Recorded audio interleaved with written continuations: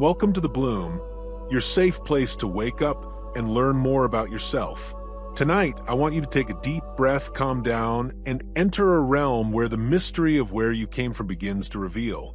Have you ever felt a whisper in your heart, a need that can't be put into words, like if old knowledge is flowing through your blood? What if every pulse is a communication from your ancestors, and every gut feeling is a code that unlocks the mysteries of your sacred lineage? Many people who are looking for answers think that we are more than just skin and bones. They think that our DNA is a living archive, an energy tapestry made up of the hopes, sufferings, and victories of those who came before us. What if you had the divine blueprint of priestesses, healers, warriors, and sages concealed inside you?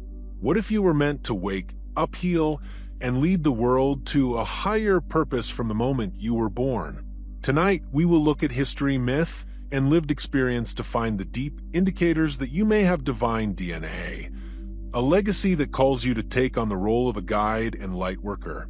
Take a seat and let your curiosity guide you. There will be times to stop, think, write, and meditate. While you listen, think of lighting a candle for each of your ancestors who dreamed of you. And if this trip moves you, think about giving to the Bloom so we can keep doing our sacred work together. Let's get started. The nature of divine DNA. Section 1, History and Legend. To really comprehend the significance of possessing divine DNA, let us first traverse the annals of time. In every civilization, from ancient Egypt to Sumeria to Greece to India, there are legends of hallowed bloodlines. These include the Nephilim from the Bible, the offspring of Atlantis, and the wise ones of Lemuria. These stories talk of spirits that were selected not simply to have power, but also to do something. But what is DNA from God? Is it a real genetic feature or a metaphor made up of spiritual desire? A lot of people think it's both, an energy resonance, spiritual talents, and tangible evidence that connect us to the secrets of the past.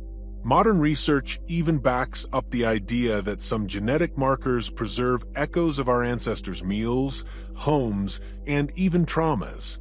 This is the precise definition of epigenetics. Take a moment to think about which legends you like the most. What stories or myths really touch you?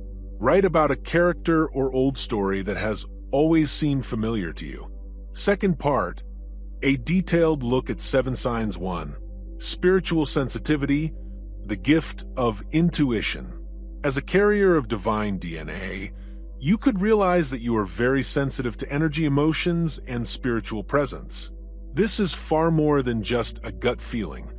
It's a sixth sense, like a cosmic antenna. You may sense emotions, precognitions, and spiritual events.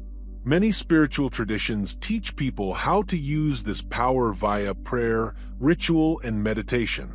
Let's do some practice. Think of a time recently when your gut feeling led you. What was it like? Where in your body did the knowing come from?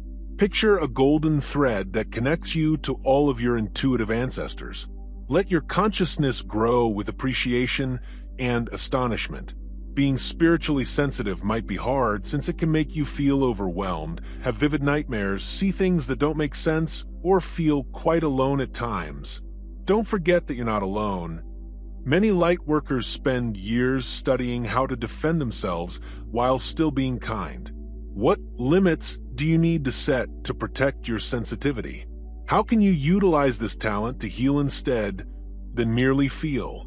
To give you more background, mystics have honed their sensitivity by working with the elements, sacred geometry, chanting, and energy instruments like crystals throughout history.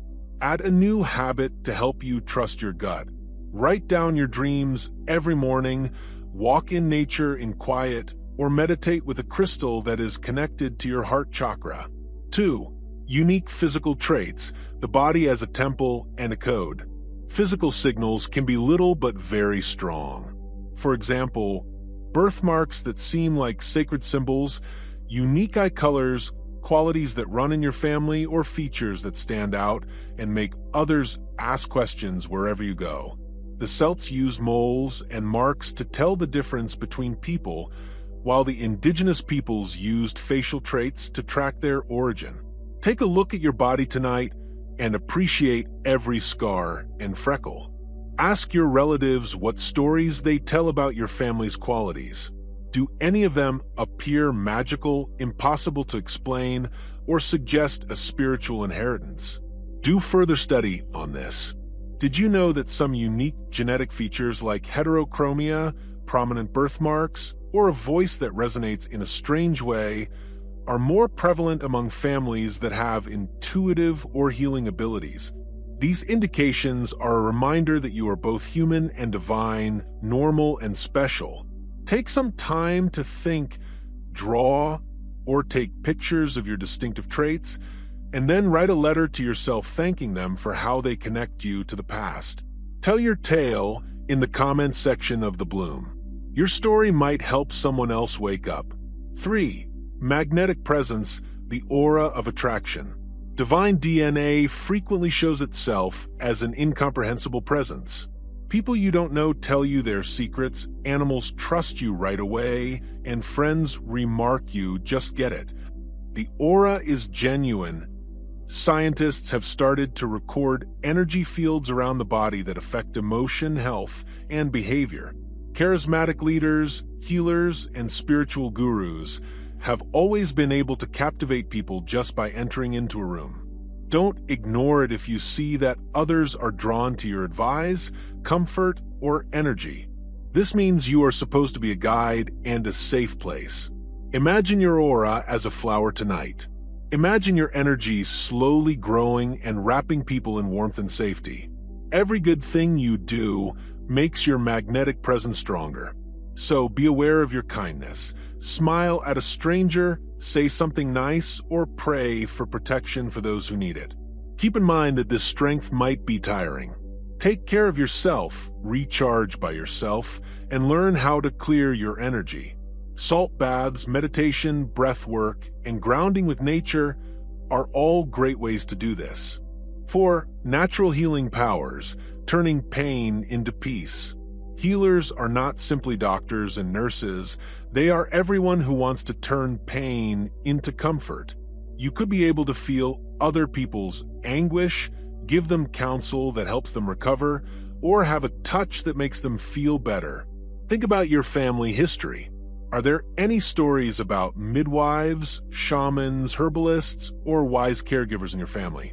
Some people don't realize their healing powers until they reach middle age, when they are awakened by a personal tragedy or an awakening. Writing about your personal healing path might help you remember treasures you may have forgotten. As a practical exercise, think of a moment when you helped someone recover, whether it was physically, emotionally, or spiritually. What did you do? What did it do to them? Now, picture your hands glowing softly.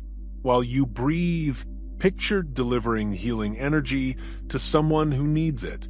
This easy meditation may turn your sensitivity into real strength. Think about studying the basics of energy healing, such Reiki, crystal treatment, or guided meditation. Anyone who feels called can learn these old arts. 5. A strong sense of justice is what makes a warrior. A strong desire to protect the truth, a righteous rage, and a love of justice are all signs of a holy lineage. You can't stand being unkind, unfair, or dishonest. Many of the world's greatest reformers and guardians may trace their spiritual roots back to people who fought for cosmic equilibrium. How does this affect you? Did you speak up as a youngster when you saw something unfair? Do you like activism, advocacy, or work that changes things? This is not a burden, it's a gift of being a leader. Write about the things that make you feel alive. This month, if you can do something to help bring about justice, you may volunteer, speak out, teach someone, or just be there for someone who needs a protector. Leave a comment on The Bloom and tell everyone what your purpose is. Working together makes heavenly warriors stronger. Joan of Arc, Gandhi, and Malala Yousafzai are all examples of people in history who were propelled by a holy responsibility. Their difficulties show us that working for justice is a spiritual thing to do. Accept your calling and have faith that your ancestors are with you. 6. Resonance with ancient cultures, soul memory and connection that lasts. Have you ever felt a strange pull toward the secrets of Egypt, Greece, India, Sumeria, or Atlantis? Do you feel at home with specific languages, traditions, or symbols? Researchers call this ancestral memory, which is when things from prior incarnations come back as passions and interests. Tonight, go on a virtual trip to see artifacts, sacred texts, and rituals from the civilizations you like most. Write down any feelings, memories, or flashes of recognition you have as you study. These are signs that your soul may have lived, loved, or studied there previously. Some people think that guided past life meditations, trips to temples and spiritual locations, or even taking part in traditional rites might help you remember these things. Think about setting aside time each week to learn from ancient knowledge. Look for lessons on healing, rituals, and morals. Share what you've learned with the Bloom community. Together, we can bring back the greatest wisdoms of mankind and preserve our memories alive. 7. The Seeker's Journey, a lifelong search for meaning. The strongest evidence of divine DNA is a constant desire to find greater significance. Do you read, learn, look for new spiritual practices, question reality, and look for greater truths all the time? You feel that you're being led by ancestors, unseen forces, or dreams. Take this voyage. Write in a seeker diary. Think on what you've learned every week and share what you've learned with others. The quest might often lead to perplexity, loneliness, or doubt. These are all normal. Do daily routines, mindful breathing, and creative practice to stay grounded. Find community, connect with others who share your interests, and let your curiosity lead you every day. What question is most important to you right now? What truth do you want to find? Write it down, think about it, and believe that the solutions will come when you are ready. Part 3. Guided Meditation, Awakening Your Divine Lineage.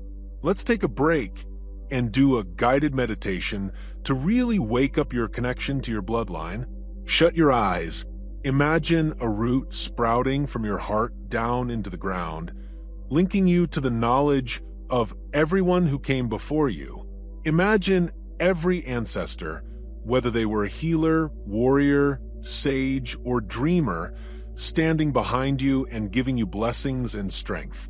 Take a deep breath and visualize golden light rising from the ground and filling your bones with warmth and strength. Listen to the murmurs of long-lost prayers, holy music, and ancient languages. Feel your heart grow as you breathe out.